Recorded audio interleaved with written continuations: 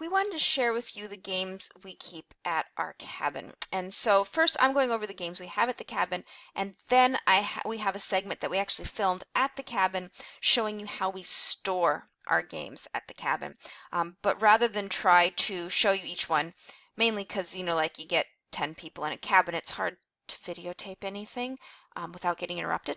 So it's easier to tape this part at home, and then we have the small section that is at the cabin, and kind of give you an idea of, games if you have a cabin or you go, even, games that you do. We have a separate video on travel games, and these kind of overlap with that, but we just wanted to share with you what we keep at our cabin. So maybe there's some place you go regularly and you want to accessorize it with some games. Some things to think about when you're thinking about, not necessarily a cabin, but any place you go regularly with a large group of people. You want something that plays a large group. So in general, when we're picking games for our house, they have to play two-player. That is not true of what we take to the cabin. We want them to play more people. We want to be able to encompass as many people as want to play.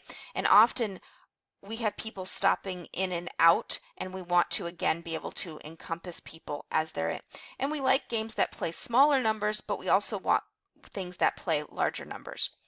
Wide range of ages. So we usually have a wide range of ages from, very small to toddlers to, grandparent age people. So we're looking at games that can play and, host that wide variety and not get bogged down. Some games work really great, but if all of a sudden you have an 8-year-old playing with a 20-year-old, it doesn't work so much. And we want games that, kind of are resilient to age.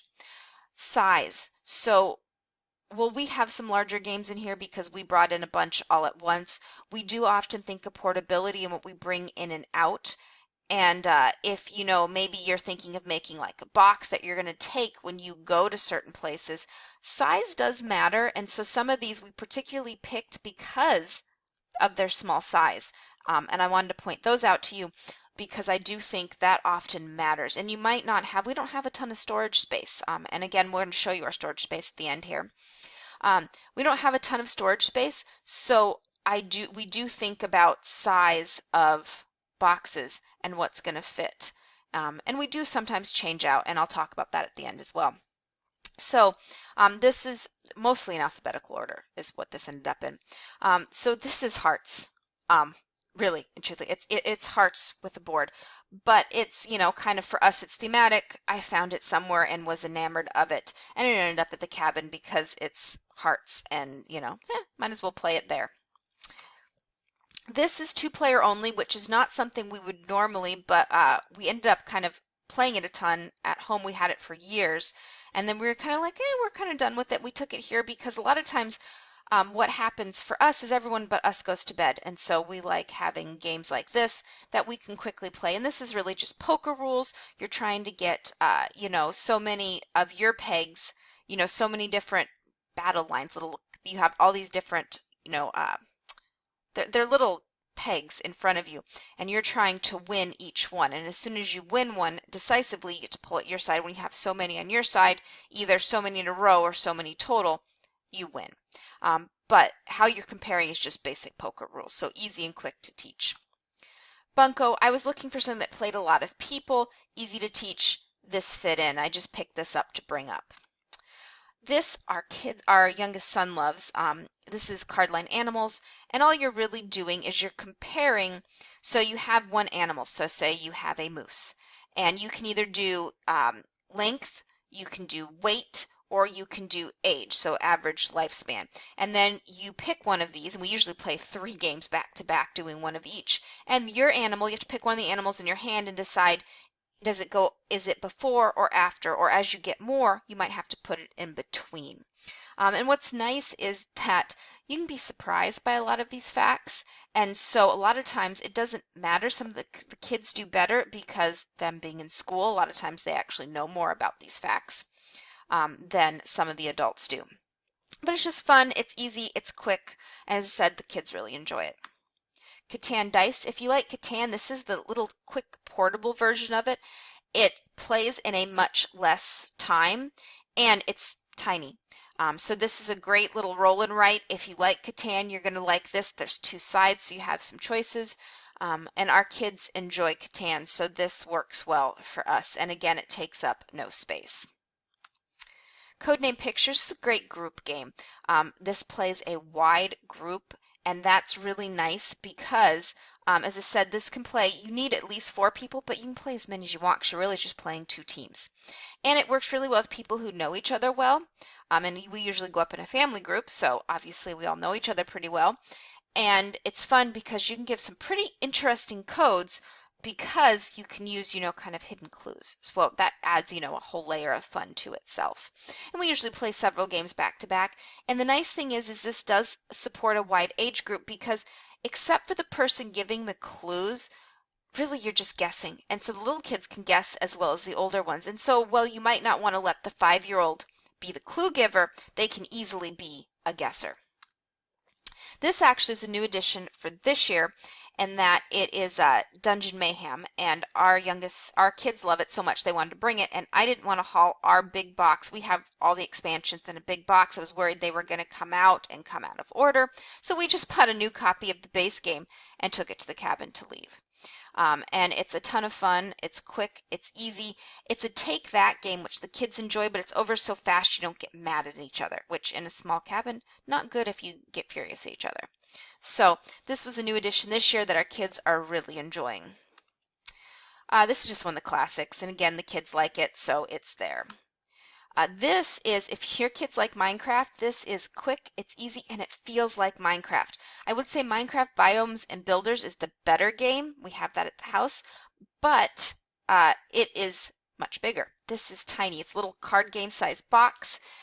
It's longer, but it's really just an oversized card box.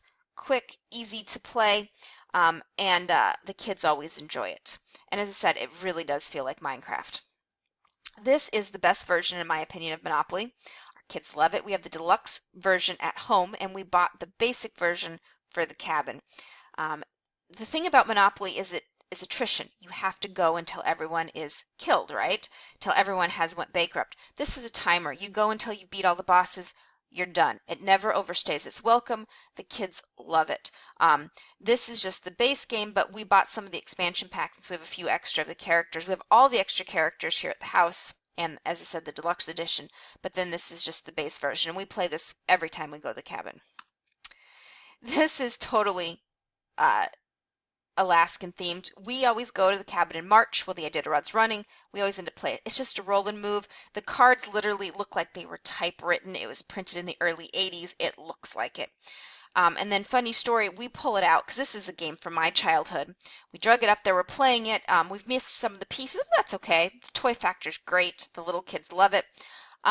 We don't have the rules. Now we can kind of assume the rules, but then we found a friend here who also has the same collection of 80s childhood games from Alaska, and they photocopied us the rules. So now we actually have the rules, so we know what the mush cards do. So that was really all we couldn't figure out just looking at it. But this is not a game you're going to, but these nostalgia games are great for places like a cabin because they're childhood games that, normally you would never pull out if you're a gamer per se, but this is the time and place that makes them fun. And so we always play this every March. This, again, another nostalgia. This is from my childhood, just a roll and move, but again, it works to our theme. And, this theme might not make sense for yours, but this makes sense for ours. And certainly you could replace it with something that maybe is fun for you that, kind of that nostalgia feel from your childhood. Oregon Trail, I've totally bought this at Target because, hey, this is like the game of my childhood. And I can die of dysentery now in this. And it's one of those games, it's fun, but I can't play it too much, so it's great to have up there because then we can set it out, the kids all enjoy it, and it totally feels like the 80s computer game. So if you're a child of the 80s, you will like this like me. And, again, tons of cool ways to die, and it does totally feel. You're going to die halfway through it several times, and it's going to be fun. You're just going to restart it. This is our campfire game, and we often just play it at night, even without the campfire, like when we're snow machining.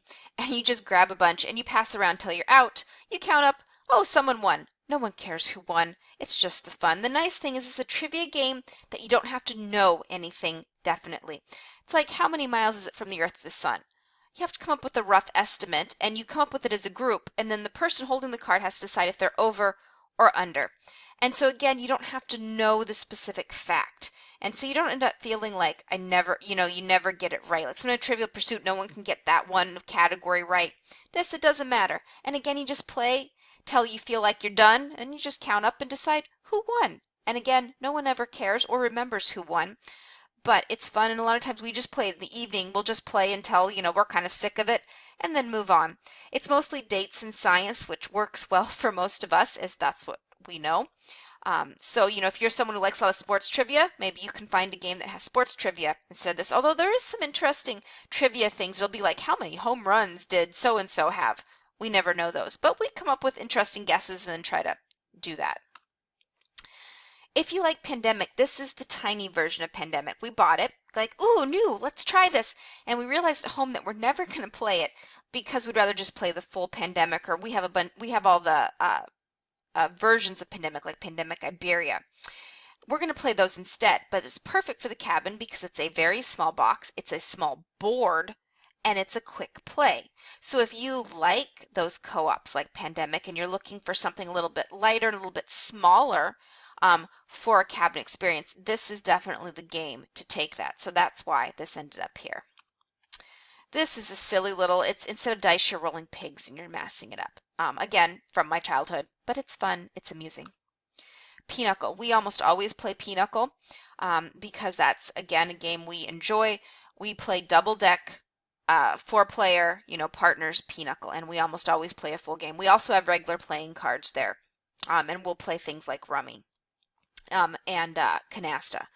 But Pinochle almost always gets played. Roma Cube, this is just Rummy with tiles, but the kids enjoy it. The tiles just add a fun little twist to it. Scrabble, again, this is totally from my childhood, but we played a lot of Scrabble.